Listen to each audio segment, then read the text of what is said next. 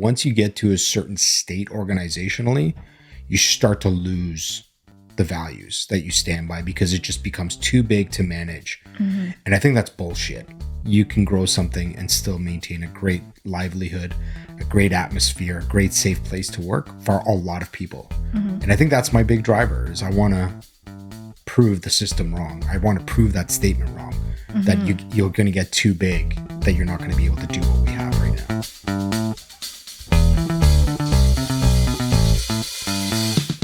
So today we are talking about business and more specifically about profits. So very much as marketers, it's clear to us when we ask any of our clients, we know that we're working towards increasing their bottom line, which is how much money they're making. But I want to talk today with George, our CEO and founder, about why businesses need to be more than profit motivated to be sustainable.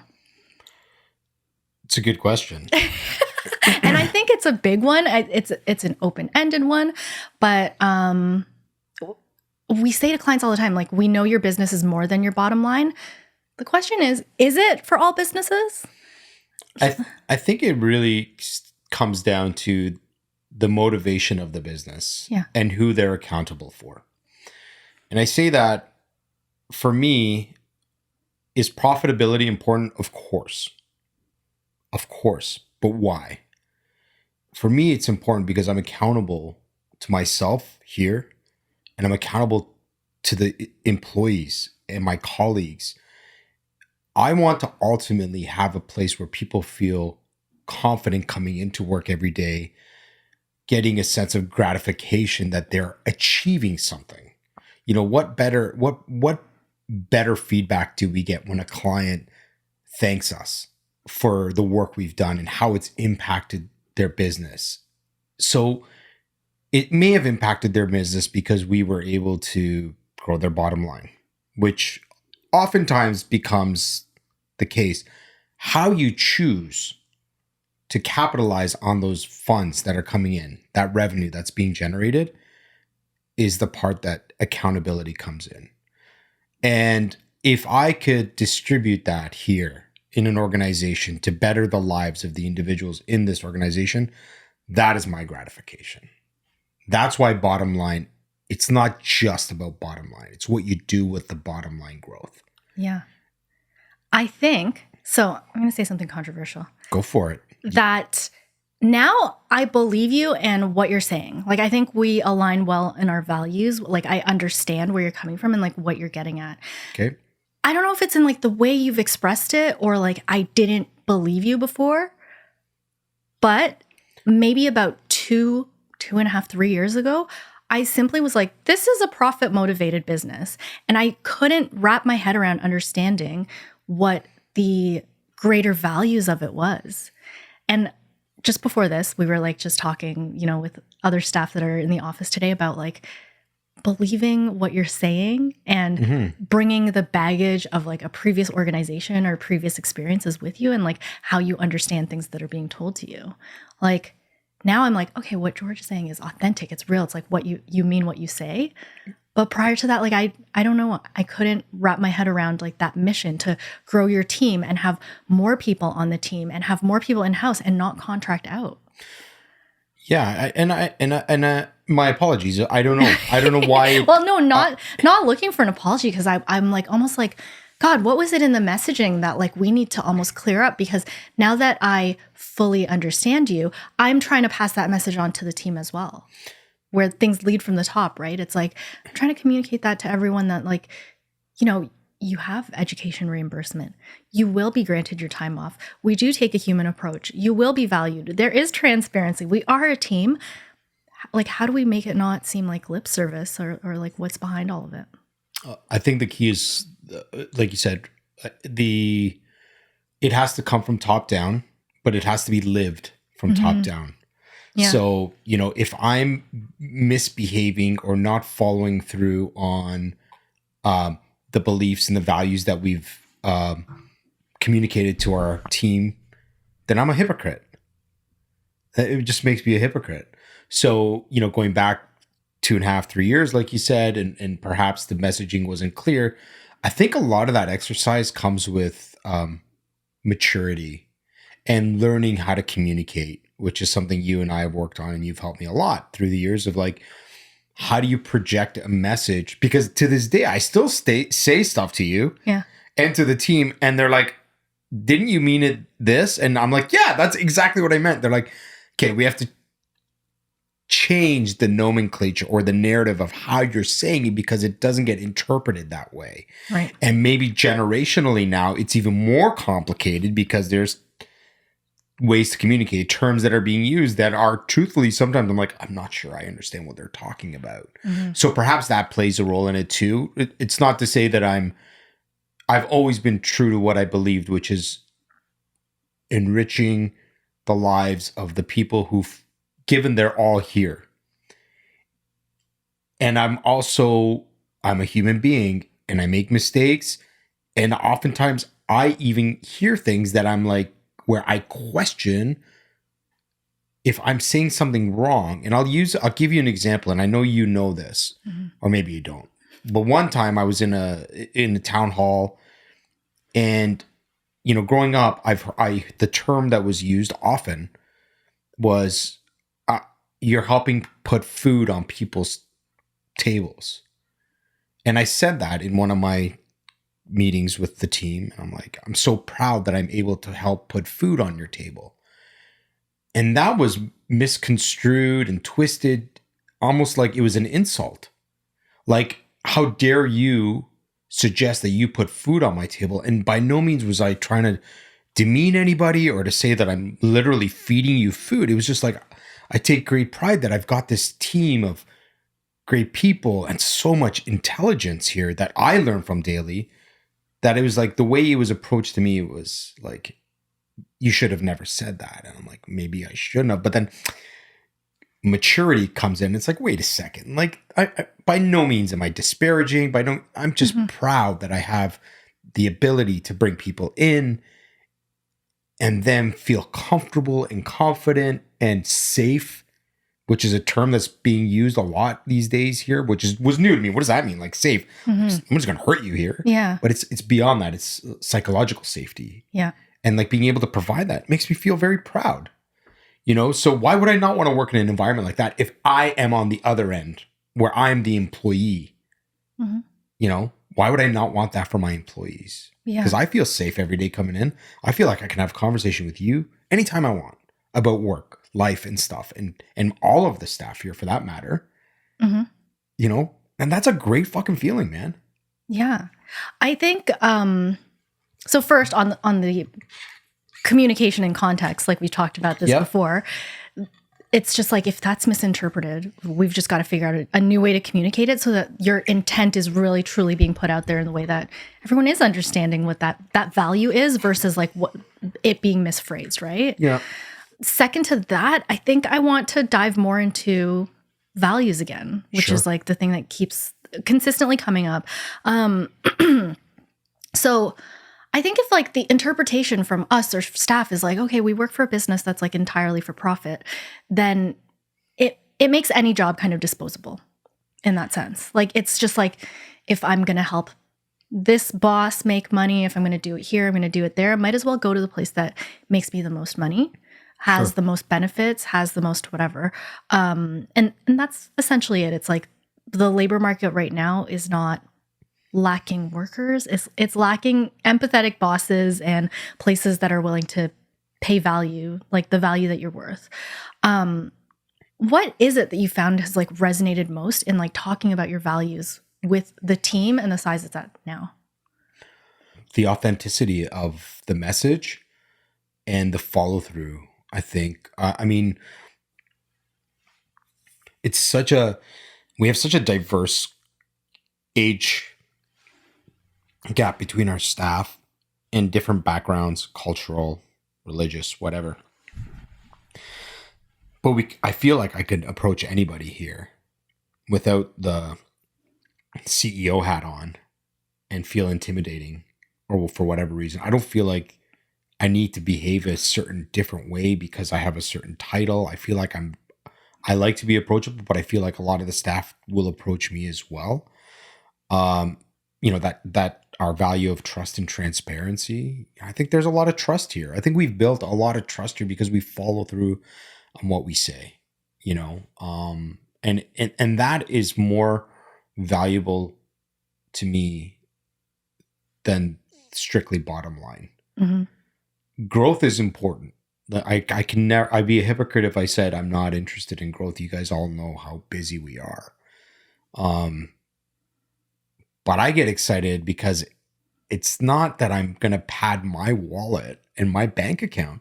I think about all these amazing things I can do for all of us, including myself: training, education, events, things that we can attend, conferences. You cannot do that if there's insufficient funds. You just can't. Mm-hmm.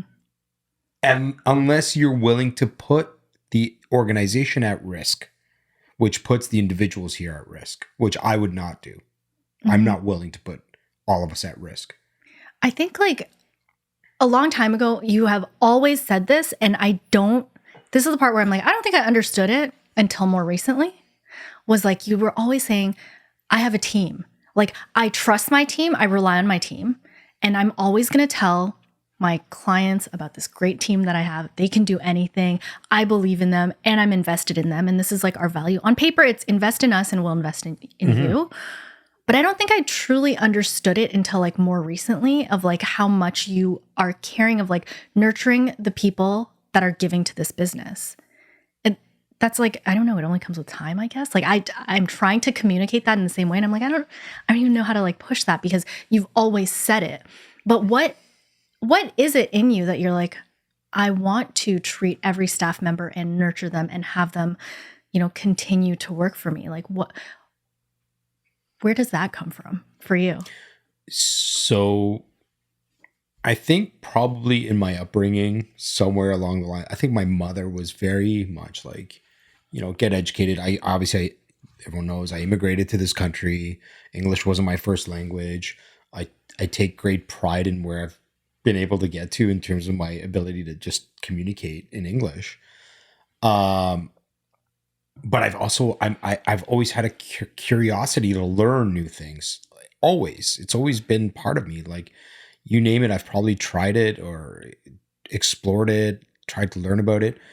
And that curiosity is what drives me, because when I speak to the staff and the team here and they're genuinely wanting to invest in themselves and their careers, and I call it a craft. Like, I do believe just because it's not tangible, we can't touch what we do all the time, I think there's still a beautiful craft to each and every discipline here.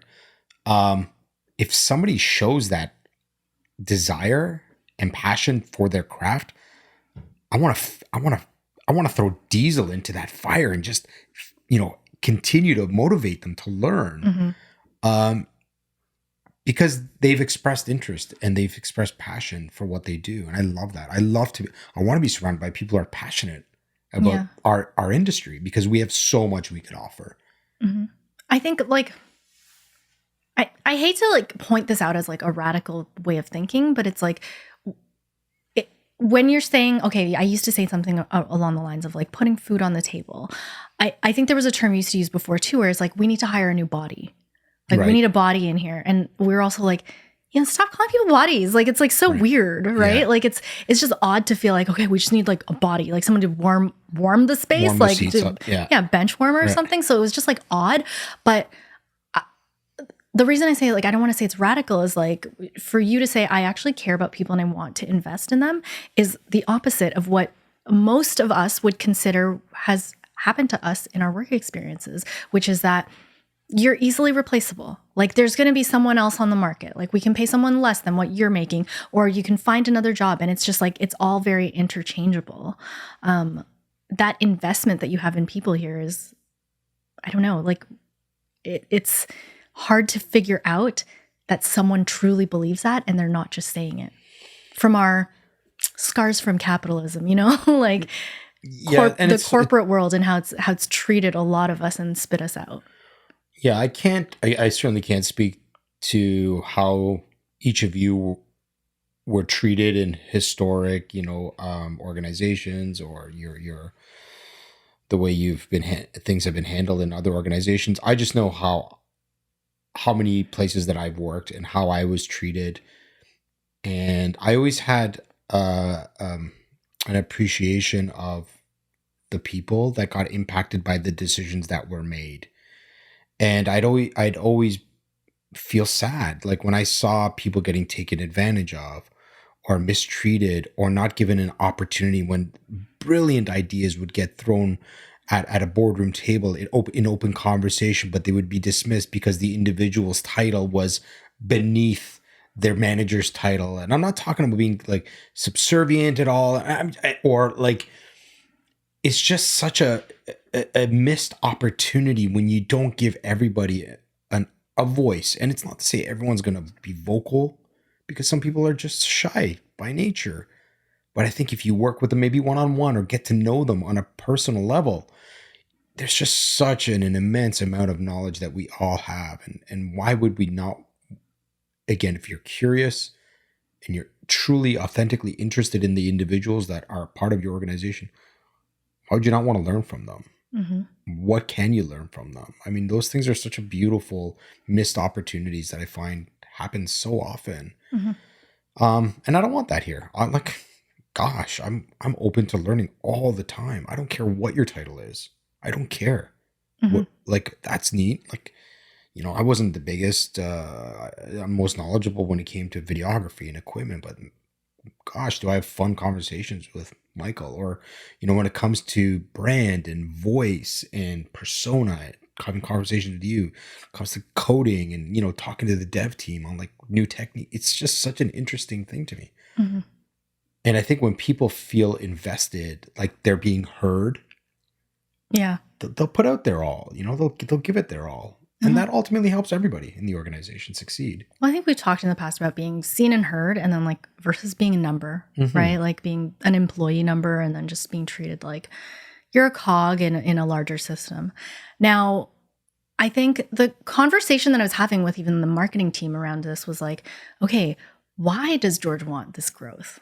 Like, what is the growth to you and what does it mean? Because we are looking at, you know, expanding across the nation right now. We're looking at hiring more people, growing our team, being able to service more clients. And the question of more was kind of like, okay, what are the options out there? Because I think I was saying like, it's possible to exist as an agency that says, I only accept maybe just say 10 clients as an example. As soon as you lose that one client, we've got to fill that. And then we've got 10 clients again, and we stay at that. And then we have just say 10 employees to service these like 10 clients, you know, keeping that balance there. What's that want for growth rooted from? Because I like our guesses were around like more education, more enrichment, more people, more lives that you can impact. But that's just a guess because it's not from your mouth. It's from our guesses at your values. Yeah. So I think it's multifaceted. I know many agencies who will take a very rigid stance on how many clients they'll take on. Yeah. Because they're very comfortable where they're at. I'm very comfortable where we're at, but I like discomfort as well. I like to challenge myself. So that's part of why I want to grow our agency, to achieve that next state of where we can take this, and by doing so, share our knowledge to more people, because we know this industry is very saturated with really poor quality outcomes. And that bothers me. Maybe that's a whole other conversation that needs to happen. So with that being said, yes, the intention is to grow so that we can enrich our lives even further collectively as an agency, and those who've invested in themselves here.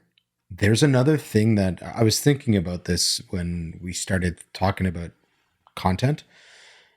And I think the other thing is I am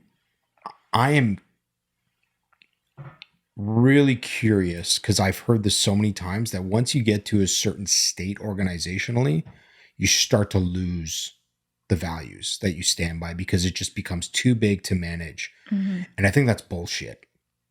I think if you have the right people in place, the right messaging coming top down, I know many organizations who are significantly larger than what we are who do it right. and they still maintain that true, genuine, and authentic care for all of their employees.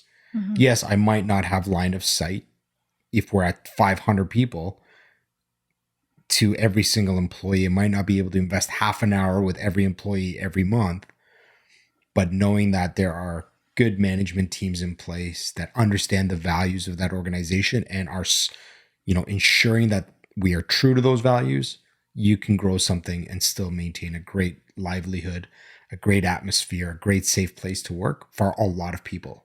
And I think that's my big driver is I want to prove the system wrong. I want to prove that statement wrong, that you're going to get too big, that you're not going to be able to do what we have right now. Yeah. And I think that's like almost something that we were struggling with as a team to understand is like talking about this, like everyone's got their internalized capitalism and their existing knowledge from what the world has taught us about making a business and growing it. I think all of us are aware that like in order to scale, if you want to scale in terms of profit, you have to be able to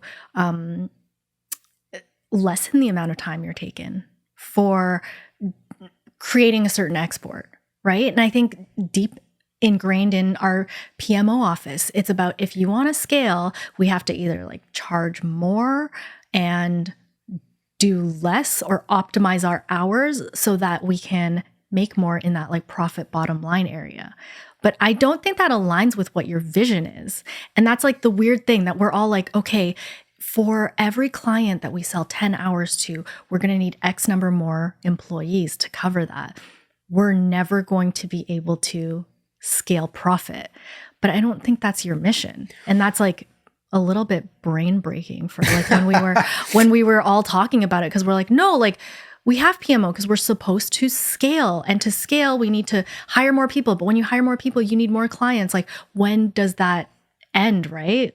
Like, so our project management office is there to provide us with insights in terms of our utilization and how much work, how many hours do we have in comparison to how many hours we can actually work. Yeah.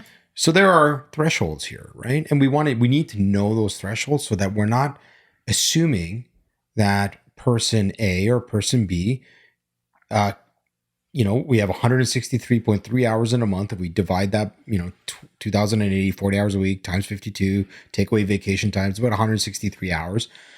So is the expectation that if I have 500 hours of work for a particular discipline, that individual is on the hook for those hours? Absolutely not. That would be crazy. That person would get burnt out. Their quality of life would diminish. And truthfully, they'd probably be out the door. So the idea of tracking hours is important because it allows us to say, we are at a point now in order to sustain the well-being of our staff, give them a good quality of life, give them that enriched experience, give them a place that they can come to work comfortably. We need to hire somebody else because there's too much work for one individual to do, rather than assume that, okay, sorry, you're going to have to put in 16-hour shifts for the next 3 weeks. Sorry, if you want this job, that's what it's going to take. Yeah. I would never want that. I would be out the door in a heartbeat. Right. And I don't think it'd be fair to anybody. And that has been like, even in messaging itself, confusing to the team, right? Because it's like, oh, we're used to the fact that if time is clocked, like, how do I submit it? Like, what do I do to like put that stamp on it? I think it was like one of the staff, Shane goes, I don't think I've been able to like submit my timesheet. And I was like, no, as soon as you log it, it's submitted. He was like, oh, I thought you had to like close it off each week and like submit it and like it's in. And I was like, you could edit it later. Like, we don't even care. Right? But like, even that act of logging time, clocking it and stuff, everyone is like, they have their different perceptions of it until you explain that it's simply a metric for us to run the business better, make sure that you're not at capacity. If that is not explicitly told, everyone's assuming they're tracking me, they're looking at what I'm doing, right. I'm being watched when my hours are clocked, and if I don't meet this many hours, I might be, the least amount of hours clocked, I'm going to get cut. Like, right. I think there's definitely a balance, between managing a department, a business responsibly, It can't be a free for all. I mean, you can't just Yeah. arbitrarily decide, today I'm going to put in 1 hour, tomorrow I'm going to put in 2, maybe I'll put in 8 on Wednesday if I feel like it. Like, we still need to provide, at the end of the day, our clients and the relationships we've built are based on the fact that they're expecting something of us. They're giving us monetary. We're still selling hours. We're still selling hours, Yeah. right? And they're expecting something in return. And I want to maximize what that something is for them, without negatively impacting the well-being of our team and the people here. Yeah. Okay, so without exposing clients or any specifics, we have a client that pays for X number of hours. Regularly, we come in under that for the retainer hours. And I think in our mind, like, we're kind of like, okay, well, they're getting the value out of it. They haven't questioned the number of hours that we're clocking to them. They actually don't see the number of hours, frankly. Their ads are performing well. The campaigns are great and everything. They're perfectly happy. They're getting their meetings, their content, everything. Because we're coming in under those hours, we're like, we're profitable for them. Like, we put in less time in order to serve them. You, on the other hand, were like, no, let's maximize. I want you guys to use all those hours to go above and beyond. Think of new things that we can do for them so that we can innovate, we can learn, we can figure out new things. Again, brain breaking, because all of us were like, oh, okay, like, you want us to actually like spend the time for the client and like maximize the number of hours they're paying for. Yeah, and I think what is interesting there is we do such a great job for this client for a certain amount of hours that we've clocked. Yeah. It's like, what can we do if we like capitalized on the additional 3 or 4 hours that are still remaining for that month? Yeah. Like, how much more can we push the success of this initiative? Yeah. So there's a balance. I mean, you'd have to like literally pull a report up over a period of time, because that period of time will truly dictate. I mean, we also have clients, we go over hours. Absolutely. So, does it balance out at the end of a quarter or a year? Usually the hours balance out, but I do look at it as a missed opportunity internally when we have excess and we do nothing with it. So I encourage that we do stuff with it. And if it means that we need to bring in another disciplinary expert for whatever field we're looking to cover in, because now we're going to capitalize on those added hours, then that's what we'll do. It's a win-win for the client, for our staff, because they'll probably get to explore something they haven't done. Yeah. Experiment, like you said. The story that comes to mind when I'm thinking of like, you just want to like build your staff, you want to build your clientele, and like growth being like in the team size as well as with like our client base, it reminds me of like your Gimp selling story, where it's just like, I'll just let you tell your Gimp story, which is like your first step into entrepreneurship. And I don't think it's like part of your founder story or anything, but it's like such a funny, like quirky story around. You're like, hey, I'm making friends. Like, yeah, that's how it all started. It was, again, going back to, the kid, I didn't speak English well. And, it was like, how do I break the ice with, my schoolmates? And I found that Gimp bracelets were like a thing. It was happening grade 3 and grade 4. And I happened to be at White Rose, which is a craft store here. I loved it when I was a child. I loved it. So I happened to be in there with my mom one day, and I saw these strands of colorful Gimp, and I asked her to buy some for me. And I think she bought strands for like 25 cents at the time. It was nothing. And I started making bracelets. And then I became like I was breaking ice with people, because I'd be like, look at mine. Like, mine's black, white, and red, and I can make you a blue one. And then I started making these things and selling them for like $3 and $4, But it wasn't the money. It was the fact that it was allowing me that was allowing me to start dialogue just by being able to give something that people appreciated and wanted. So fast forward to today, and our solutions are obviously much more sophisticated than Gimp bracelets, but I'm able to work with a team of very knowledgeable and super intelligent people that are bringing insights, and we're collaborating and building these strategies. So I still feel like that, 8-year-old kid in the playground when I'm able to provide a solution, break the ice, only to get get back to the playground the next day to see my Gimp bracelet being worn by that individual. And the Gimp bracelet to me now is my clients calling us and saying, thank you. You've changed our business. You've helped us grow. These numbers are amazing. The product you put out, the website, night and day from what we had and how we're positioning. There's no better feeling for me than that. And I don't take that lightly. Like I've said it to a lot of our clients that if we do our jobs right, and we will literally change your business, which could change your life. And I've seen it here. We're changing our business, which is changing my life, and I'm hoping it's bettering the lives of everyone else here. Mm-hmm. That is all. That's my Gimp story. Well, I think ultimately we have always touched on the fact that your approach and your personal values all have to do with human connections, a human approach, looking at people like they are people, mm-hmm. and not treating all of these as like monetary interactions around like profitability. It's about doing good for others while you're around them. And I think, tying in that story and that origin and this inner child too is really painting a clear picture to us that George just wants to make more friends all the time. That's the conclusion. That's it. I just want more friends. More the end value. Good friends, authentic, genuine, and real people. Yes. That's what I want to be surrounded by, for sure. Amazing.